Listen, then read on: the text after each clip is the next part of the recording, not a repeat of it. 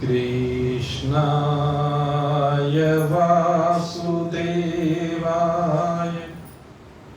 हरये परमात्मने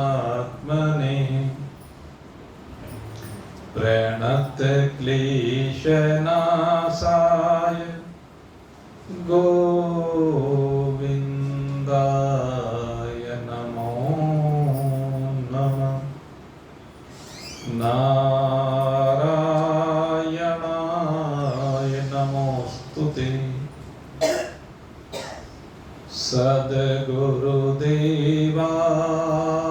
नमोस्तुते।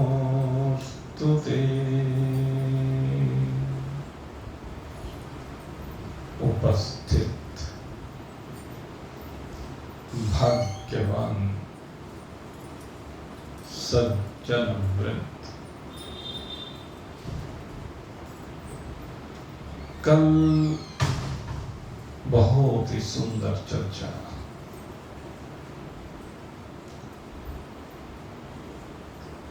श्रीमद् भगवद गीता की आपने श्रवण की।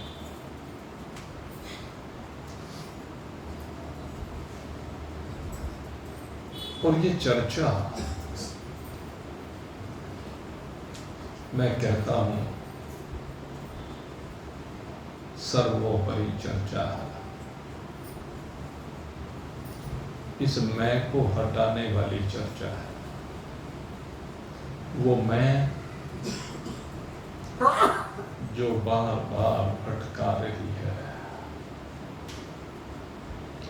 और उस भटकने के कारण से बार बार शरीरों में अटक कर रह जाते हैं।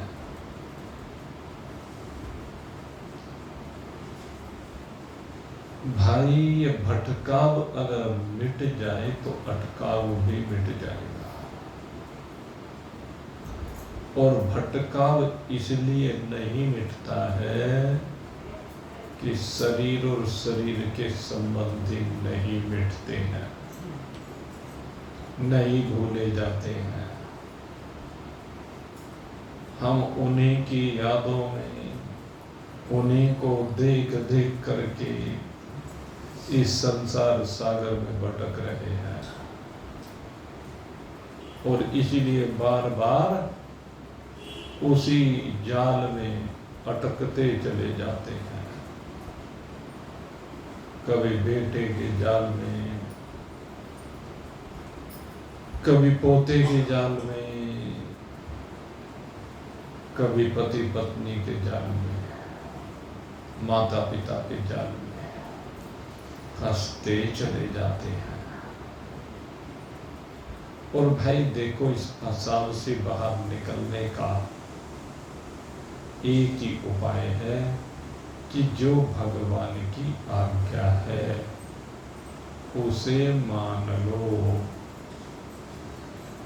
गुरुओं ने भगवान की जो आज्ञा प्रदान की है उसे मान लो। भगवान की बात को जब गुरु कहता है ना तो उसकी पावर और बढ़ जाती है। आपको बताएं, एक तो भगवान कह रहे हैं तो भगवान की पावर तो भाई असीम है ही, लेकिन भगवान की पावर के साथ जब गुरु की पावर और जुड़ जाए तो वो असीम अनंत हो जाती है। जैसे एक बार क्या हुआ, किसी राजा ने अपने यहाँ एक अनुष्ठान करवाया और अनुष्ठान करवाने के उपरांत जो ब्राह्मण आए हुए थे उनको दिल खोल करके भरपूर दान दिया।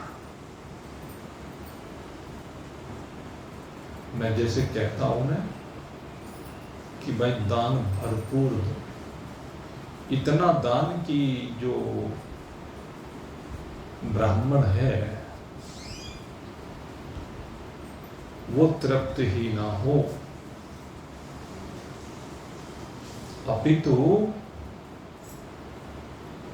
उसे जो आशा है, क्योंकि जितनी आशा है उसमें वो तृप्त हो जाता है, आशा से भी ज्यादा अगर उसे मिल जाए तो महातृप्त हो जाता है, और आशा से जब कई गुना ज्यादा मिल जाए तो भाई उस तृप्ति की सीमा नहीं रहती, असीम तृप्ति हो जाती है। तो ऐसे ही राजा ने देखा कि पंडित जी ने बहुत सुंदर, बड़ी तन्मयता के साथ, बड़े भाव के साथ मेरा यह अनुष्ठान पूर्ण कराया है, इसलिए नतमस्तक हुआ और खजाने खोल दिए। हीरे जवाहरात मोती भरे हुए थे और सब बोरे भर भर के पंडित जी को दक्षिणा में दे दिए। और जब पंडित जी को दक्षिणा में इतना धन दिया तो बाद में राजा ने पूछा, कहने लगे पंडित जी कभी आपको इतनी दक्षिणा मिली है? जितनी दक्षिणा मैंने दी है आज तक कभी किसी ने किसी को इतनी दक्षिणा दी है क्या? इतना दान दिया है क्या? पंडित जी कहने लगे, राजन तुम ठीक कहते हो, शायद आज तक इतनी दक्षिणा पहले कभी किसी ने ना दी हो, लेकिन हे राजन, जेब में से एक असरफी निकाली पंडित जी, और जो दक्षिणा राजा ने दी थी उसके ऊपर एक असरफी और रख करके एक याचक को बुलाया और उस याचक को वो सारी दक्षिणा दी थी। कहने लगे, राजन आज ही देख लो, तुम्हारे से एक असरफी ज्यादा मैंने दान दे दी, दिखाने के लिए। अब आज तक हुआ या नहीं हुआ, लेकिन अब हो गया, और मैं अहंकार बस नहीं कह रहा। अपने इस अहंकार को त्यागो। अनुष्ठान जो होते हैं, कथा जो तुम करवाते हो, इस अहंकार को त्यागने के लिए होता है। अपने से बड़े बहुत होते हैं। तो भाई जब भगवान के ज्ञान में गुरु का आशीर्वाद मिल जाता है तो वो ज्ञान अनंत हो जाता है, तुलनात्मक बात नहीं है, असीम हो जाता है। और ये भगवान की कृपा से ही संभव होता है, जो अपने आप को भगवत अर्पण कर देती है, वही इस अहम ब्रह्मास्मि के भाव को प्राप्त कर पाते हैं। अहम ब्रह्मास्मि कहना बहुत आसान है, लेकिन अहम ब्रह्मास्मि को जीना बहुत विकट है, क्योंकि बार बार रिश्ते नाते सामने आके खड़े हो जाते हैं। बार बार धन संपदा, मान सम्मान, पद प्रतिष्ठा, तरह तरह के अहम भाव, अहंकार, ईगो, मत, मात्सर्य, ये भाव बीच में आके खड़े होते ही रहते हैं।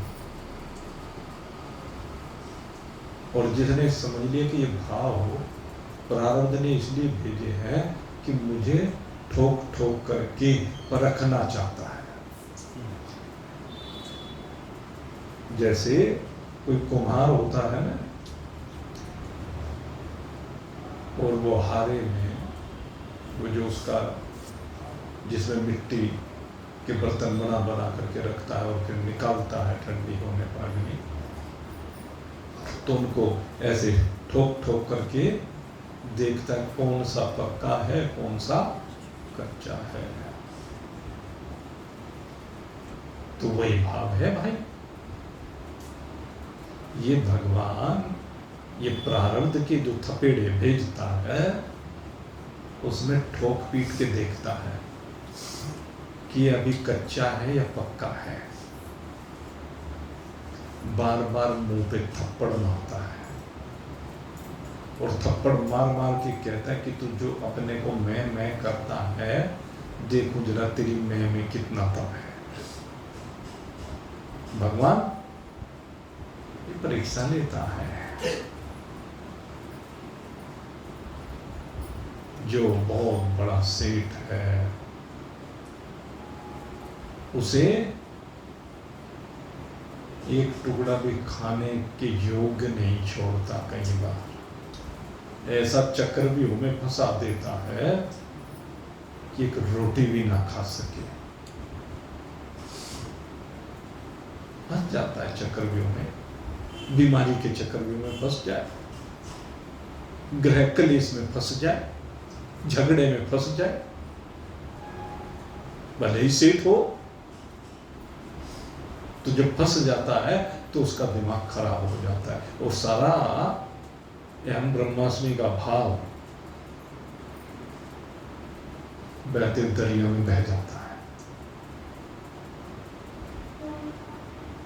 तो भाई ठोको पीटो और फिर देखो परख करके, तब पता चलता है कि मैं ब्रह्म हूं। जब ये सब आने और जाने वाले हो जाए और जब ये आए और जाए तो मुझे स्पर्श करके ना जाए। जब कोई भी अनुकूलता प्रतिकूलता पदार्थ परोसता है, व्यक्ति परोसता है, तो मुझे छू के ना जाए। मैं दूर से हाथ जोड़ दूं और कह दूं श्री हरिर अर्पणम अस्तु। हे भगवान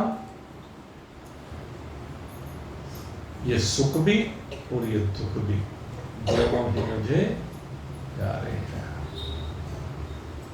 जो भी तू भेजे भगवान, तो जो भी भेजते मुझे तो दोनों ही प्यारे हैं। सुख भेजे या दुख भेजे दोनों ही तुम्हारे हैं। जो भेजते वो दोनों तुम्हारे ही हैं, मेरे नहीं है। ये मदर्पण। मैं जब सुख से जुड़ जाता हूं या दुख से जुड़ जाता हूं तभी भरमता हूं, तभी भटकता और अटकता हूं। और जब इनसे ना जुड़ो तो चराचर जगत एक मेरा ही स्वरूप नजर आएगा। इसलिए जुड़ने की आवश्यकता नहीं, अटकने की आवश्यकता नहीं, लटकने की आवश्यकता नहीं। इन सब चीजों की सीमा से बाहर निकलने की बात है। और अपने इस चित्त को, सबसे बड़ी बात इस चित्त की है भाई। भगवान कहते हैं कि मैं जो तुझे कह रहा हूं मत चित्ता, कि तू इस चित्त को बस मेरे में लगा दे। जो भी काम हो रहा है भगवान ही कर रहा है, जो भी काम है भगवान ही करा रहा है, जो भी हो रहा है वो भगवान के निमित्त ही हो रहा है। मत परायण, तुम मेरे प्रायण हो।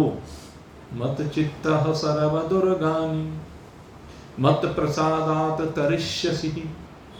अत चेत तुम अहंकार अत चेत तुम अहंकारान्नः श्रोष्यसि विनङ्ग्यसि। श्रोष्यसि विनङ्गक्ष्यसि। कितनी बढ़िया बात यहाँ पर कही है। कहने लगे कि जो मैं तुझे कह रहा हूं ना, अगर तूने ऐसा कर दिया तो मेरी कृपा से मत प्रसादात तरिष्यसि, तो तर जाएगा। और अगर यदि तेने मेरी बात को नहीं माना ना, भगवान अब ये बात कह रहे कि तूने अहंकारात चेत त्वम अहंकारात्र, तूने अगर यदि अहंकार के कारण, संसार में मैं अपने के भाव के कारण, संसार के आकर्षण के कारण से मेरी बात को नहीं माना, तो तेरा पतन हो जाएगा। अब देख ले, तुझे अपना पतन करवाना है या भव सागर से करना है। भगवान ने तो दोनों ऑप्शन दे दिए। क्या कह रहे, भगवान तो अहंकारी है, अपनी बात को कहते हैं, मेरी बात मान। क्यों माने हम, क्यों माने? अब इतनी बड़ी बात हो कि अगर यदि तू नहीं मानेगा तो तू पतन हो जाएगा, तेरा विनाश हो जाएगा। भगवान क्या है, वाजी का विनाश क्यों हो जाएगा? वाजी क्या बात हुई भाई? भगवान जो कह रहे हैं अगर नहीं मानेगा तो होगा ही, ये अहंकार नहीं है। भगवान जो कहते हैं वो अहंकार नहीं है। भगवान ने क्या कहा कि मद अर्पणम, तो सब कुछ को मुझे अर्पित कर। कितना अच्छा, तू क्या चाहता है ये बता। भगवान, गुरु जी या कोई भी आम व्यक्ति संसार में किसी से भी पूछे, कोई चर्चा करे, तो किसी से भी ये प्रश्न किया जाए कि तू जीवन में क्या चाहता है, तो हर एक का जवाब थोड़ा सा अदल बदल करके होगा एक ही। मैं क्या चाहता हूं? तो सुख चाहता हूं, शांति चाहता हूं, चैन चाहता हूं, आनंद चाहता हूं। बताओ, जो भी कुछ आप कर रहे हो उस सब के बदले में ये ना चाहते हो तो बताओ, कोई ऐसा है क्या जो शांति, सुख, चैन, आनंद ना चाहता हो? हर व्यक्ति की एक ही कामना है कि मुझे सुख, शांति, चैन, आनंद मिल जाए। तो भगवान कहते हैं मैं तेरी सुख शांति के लिए कह रहा हूं तुझे कि तू मेरी आज्ञा को मान, और तुझे नहीं चाहते तो मत मान भाई।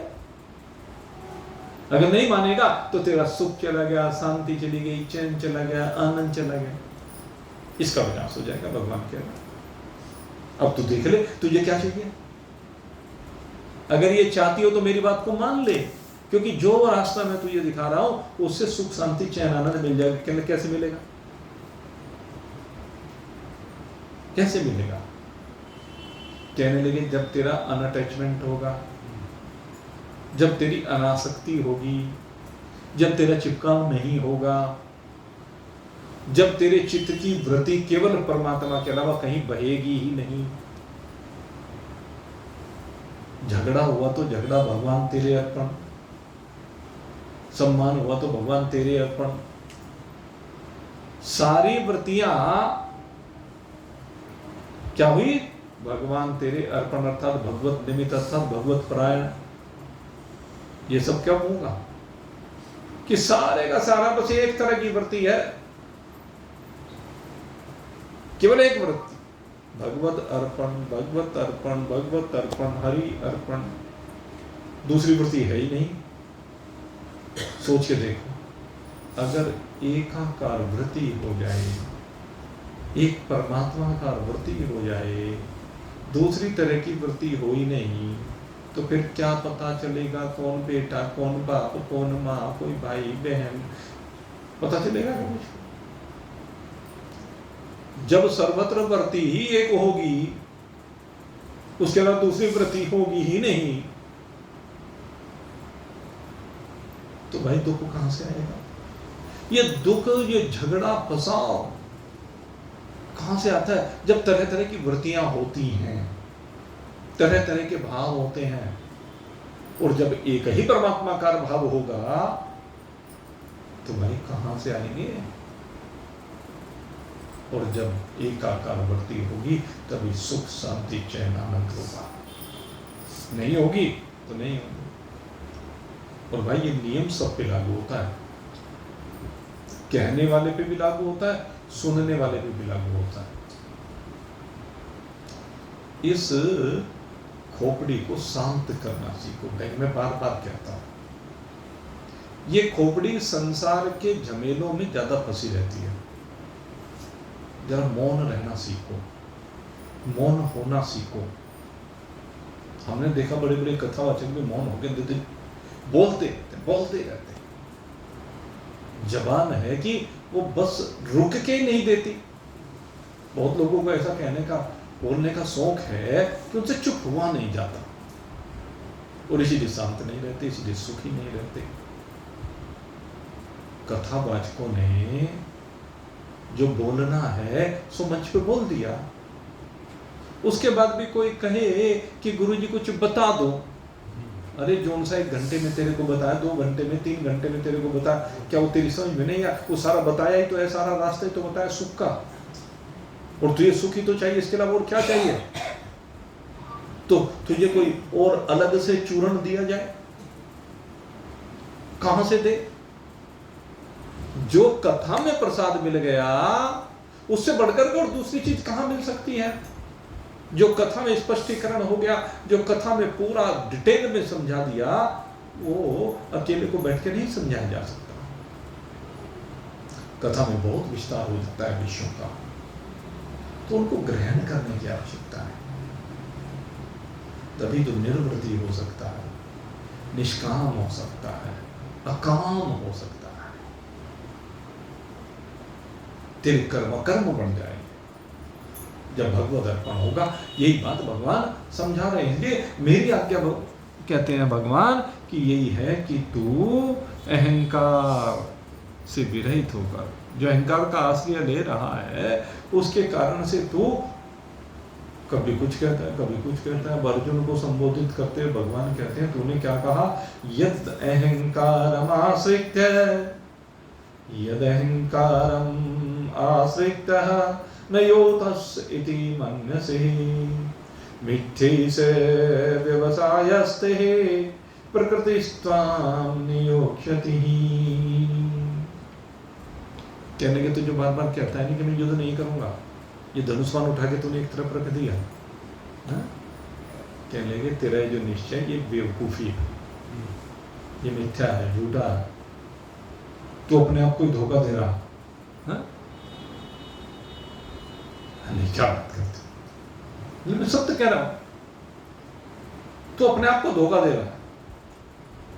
कहते तेरा जो ये शरीर बना है, इसके अंदर जो अंतःकरण विराजमान है, वो कैसे बताया ना भगवान ने कि पूर्व जन्म में जो संस्कार बन जाते हैं, जैसा स्वभाव बन जाता है, उसके अनुसार से आगे शरीर मिलता है। और तुझे जो शरीर मिला वो क्षत्रिय का शरीर मिला, और क्षत्रिय की स्वाभाविक प्रकृति है भाई, जब युद्ध भूमि में खड़ा होता है तो उसमें साहस का, शौर्य का, बल का परिचय देता है। वो पीठ दिखा के नहीं भागता है। तू नहीं भी चाहेगा तो भी तुझे तो युद्ध में तो खड़ा ही रहना पड़ेगा, और जब युद्ध में खड़ा होगा तो तुझे इनके सामने लड़ना ही पड़ेगा। तू इस युद्ध से बच नहीं सकता, भगवान समझा रहे। इसलिए मेरी आज्ञा है, तू सब कुछ मुझे अर्पण कर दे, युद्ध को मुझे अर्पण कर दे। तू कौन होता है? जो ये युद्ध हो रहा है, इस युद्ध को भी तो मुझे अर्पण कर दे, मुझे समर्पित कर दे। क्योंकि तेरा जो स्वभाव शरीर का बना हुआ है, अंतःकरण का स्वभाव बना हुआ है, इस शरीर के अंदर जो जीव बैठा है उसका जो स्वभाव बना हुआ है, उस स्वभाव की सीमा से तू बाहर निकल ही नहीं सकता। अक्षत्रिय का जो स्वभाव है वो रजोगुणी स्वभाव है, और उसमें सतोगुण की कोमलता है, उसी से तो अक्षत्रिय का शरीर मिला। इसलिए युद्ध तो तेरे को करना ही पड़ेगा, तेरा स्वभाव तुझे पीछे हटने नहीं देगा। स्वभावजेन कौन्तेय निबद्ध स्वेन कर्मणा, कर्तुम नेच्छसि यन्मोहा करिष्यस्य वसोऽपि तत्। अर्जुन, हर व्यक्ति, संसार के जितने भी प्राणी हैं, वो सारे भाई स्वभाव से बंधे हुए हैं, और तेरे अंदर जो ये युद्ध के प्रति भाव पैदा हुआ, ये इसके पीछे एक ही कारण है, और वो कारण है मोह। मोह की दलदल में फंसा हुआ है तू। इस मोह के कारण से तू युद्ध को नहीं करना चाहता। लेकिन मेरी बात सुन ले, तू करना चाहे या ना करना चाहे, तुझे परवश करना ही पड़ेगा। इस प्रकृति के अधीन तुझे करना ही पड़ेगा। प्रकृति ही ऐसी है। जैसे किसी को नाचने गाने का शौक हो और कहीं पे बाजा बजता दिख जाए, हाँ? और वो सिर्फ देख रहा है, सुन रहा है, उसकी कोई इच्छा नहीं है देखो क्या है, बस वैसे ही खड़ा हो गया।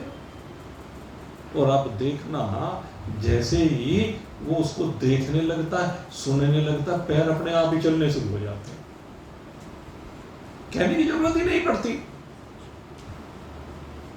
तो ये क्या है? स्वभाव है। जो ये बहुत ज्यादा बोलने वाले लोग होते हैं, कहीं भी कोई घटना होती दिख जाए, दो व्यक्ति लड़ते हुए दिख जाए या बात करते हुए दिख जाए, तो उनमें बीच में जाके टांग जरूर फंसाए। तो ये क्या है? स्वभाव है। भगवान कहते हैं कि स्वभाव का परित्याग कोई भी कर ही नहीं सकता। जब तक इस शरीर में जीव बैठा हुआ है, तब तक वो जीव स्वभाव का परित्याग कर नहीं सकता। जैसे एक स्वभाव होते हैं जातियों के। अब कहीं भी समाज में बैठे हुए हैं और उसमें उस समाज में अनेक जातियों के लोग बैठे हैं, और उनमें से कुछ लोगों को वक्ता के रूप में बुलाया जाए, तो जब वो बोल बोल के जाते हैं या बोल रहे होते हैं, तो जो सुनने वाले हैं उनके कमेंट्स आने शुरू हो जाते हैं पड़ोसी पड़ोसी के साथ। ये क्या है? ये भी स्वभाव है। और उस स्वभाव के वसीभूत करना, देख फलाना है, फलानी जात का, देख ले, दिखा दी ना जात, पता चल गया ये फलाना है। तो ये क्या है? उसने उसके स्वभाव को जज कर लिया। कोई संत आए और उन्होंने आके वक्तव्य दिया, उस वक्तव्य में परोपकार की चर्चा की, भगवान की भक्ति की चर्चा की, वैराग्य की चर्चा की, ब्रह्म ज्ञान की चर्चा की, और जो सुन रहे हैं देखो, हाँ भाई ये है संत। तो जो उनसा अभी दूसरे को क्या कह रहा था, जात दिखा दी, अब कहता है अरे ये होते हैं। अब फिर वृत्ति बदल गई, स्वभाव। अब सतोगुण हावी हो गया, कभी रजोगुण हावी हो जाता है, कभी तमोगुण हावी हो जाता है। और हम तो भाई इस चीज को रोज ही देखते हैं। अब जो मंच पे बोलने वाले बैठे होते हैं, उनके बीच में भी आपस में चर्चा चलती रहती है। एक बोलने के लिए गया तो आपस में जो बराबर में एक इधर बैठा है, एक इधर बैठा है, उनके साथ बातचीत होती रहती है।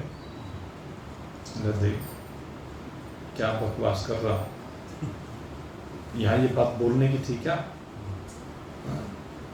और ये देख वैसे ही हवा में बात करता रहता है, दूसरों को तो कहता रहता है ये कर, और अपने आप इसकी जेब से थैला नहीं निकल के देता। ये स्वाभाविक चर्चा है। तो ये क्या है? ये है स्वाभाविक चर्चा, मतलब अपने स्वभाव के अनुसार वो चर्चा कर रहा है। किसी को नेगेटिव बोलना है, किसी को पॉजिटिव बोलना है। जब वो परोपकार की चर्चा कर रहा है तो दूसरा कहता है कि देख कितनी बढ़िया बात बता रहा है। एक उसकी खूबी को देख रहा है, एक उसकी कमी को देख रहा है। देख दोनों रहे हैं, दोनों अपने स्वभाव के अनुसार उसके स्वभाव को जज कर रहे हैं। तो भाई स्वभाव तो ऐसी चीज है जिसका जैसा होता है। कोई धाकड़ सा आदमी है तो उसकी जोर से आवाज निकलती है, और जोर से देख ये है। और कोई सात्विक प्रकृति का ढीला ढाला आदमी, वो बेचारा धीरे धीरे अपनी बात को रखता है। तो ये उसका स्वभाव है। आप उससे कहोगे जोर जोर से बोलो तो उससे बोला ही नहीं जाएगा। और आप उससे कहो जो सा धाकड़ सा है कि मैं धीरे धीरे बोल ले, कि मैं अच्छा बोलने का प्रयास करता हूँ, वो 2-4 शब्द बोलने का प्रयास सा करेगा, फिर वहीं पहुंच जाएगा टोन उसकी, फिर वहीं। वो तो भाई जैसे ही वो कहते हैं ना कि उसको भूसे को अग्नि मिलती है तो दहकी जाती है, ये स्वभाव है। संत न छोड़े संत कौतिक मिले संत। संत का स्वभाव यही है कि चाहे कोई भी मिल जाए लेकिन वो अपने स्वभाव को छोड़ता नहीं है।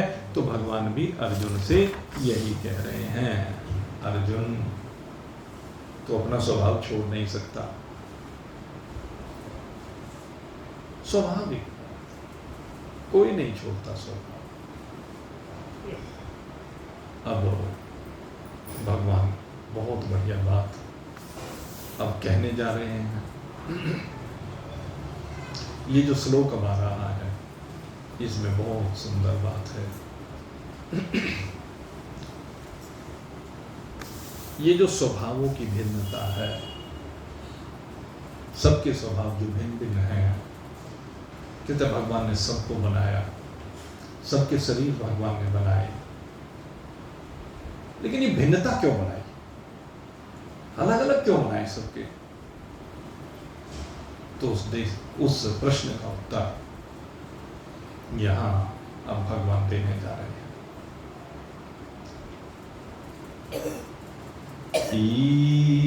ईश्वरः सर्वभूतानां हृददेशे अर्जुन तिष्ठति। बहुत सुंदर श्लोक है और अध्यात्म की जान है। इस अध्यात्म विद्या को जिसको समझना है उसने अगर इसको समझ लिया तो ये समझे काम बन गया। ईश्वरः सर्वभूतानां हृददेशे अर्जुन तिष्ठति। भ्राम्यन् सर्वभूतानि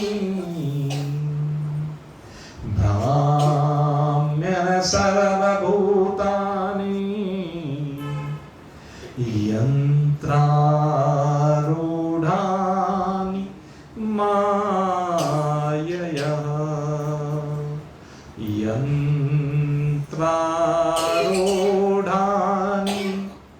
मायया।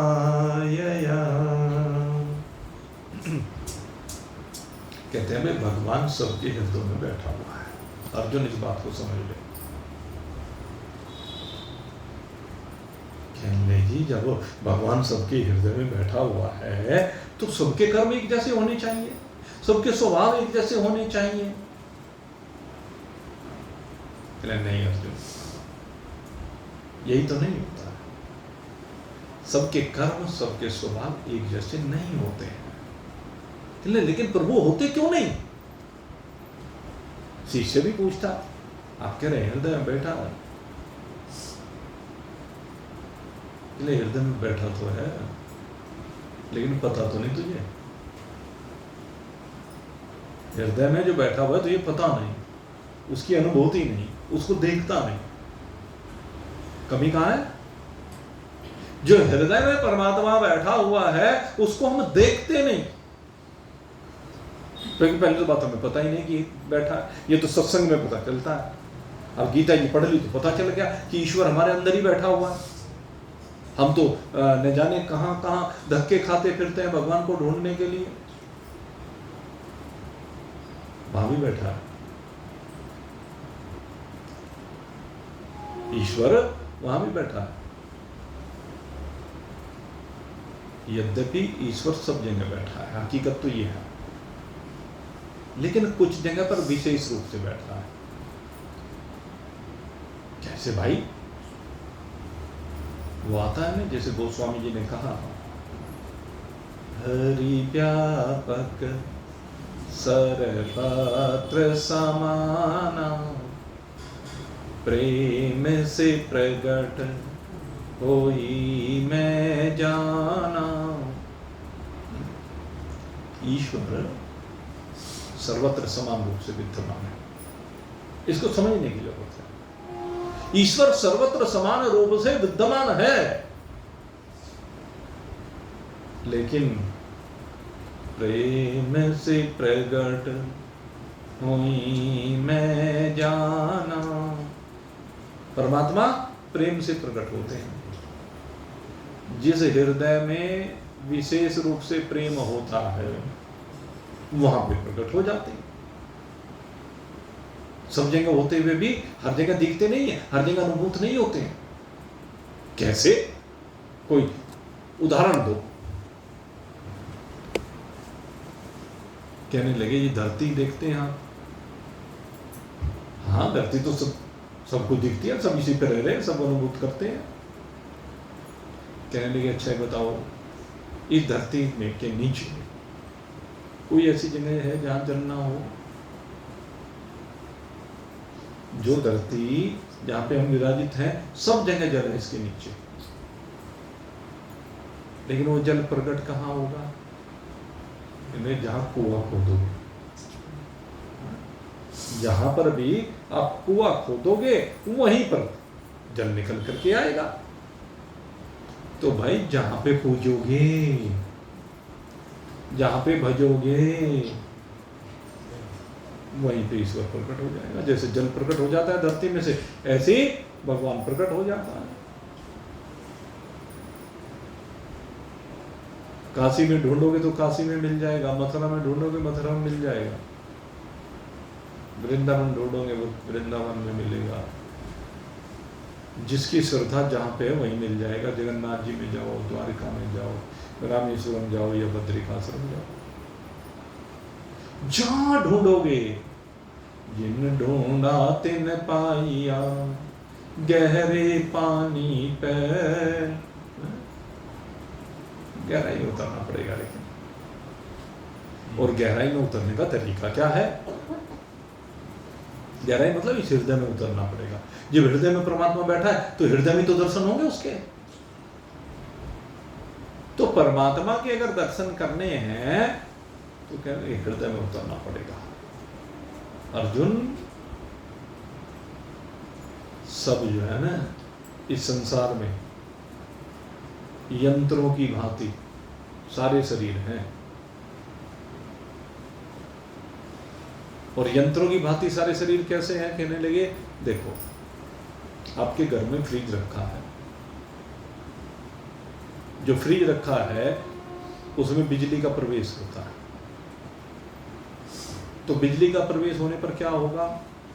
फ्रिज में रखी हुई जो वस्तुएं हैं वो सब ठंडी हो जाएंगी। होंगी कि नहीं होंगी?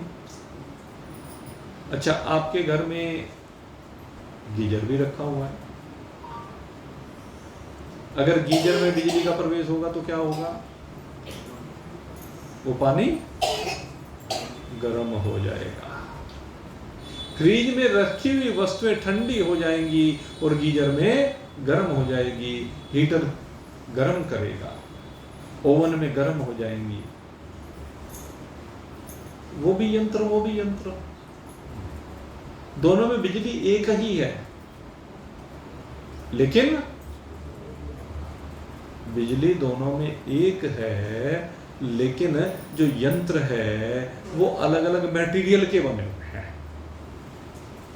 ये सारे यंत्र, सारे शरीर अलग अलग मटेरियल के बने हुए हैं तो पंचभूती, लेकिन पंचभूतों का जो मिक्सचर है वो डिफरेंट है। इनका जो कॉम्बिनेशन है, चिति जल पावक गगन समीरा, इन पांचों का जो कॉम्बिनेशन है, पांचों को जो मिश्रित करके बनाया गया है वो भिन्न है। और उस भिन्नता के कारण ही कोई ठंडा करता है, कोई गर्म करता है। बिजली का क्या दोष है? इसमें बिजली का कहीं भी कोई दोष नहीं है। अच्छा, यंत्र का दोष है क्या? इसमें यंत्र का भी दोष नहीं है। जैसा यंत्र है वैसा ही वो अपना स्वभाव दिखाता है। जैसा यंत्र का, ऐसे हमारा जैसा जिसका स्वभाव है वैसा ही वो कर्म दिखाता है।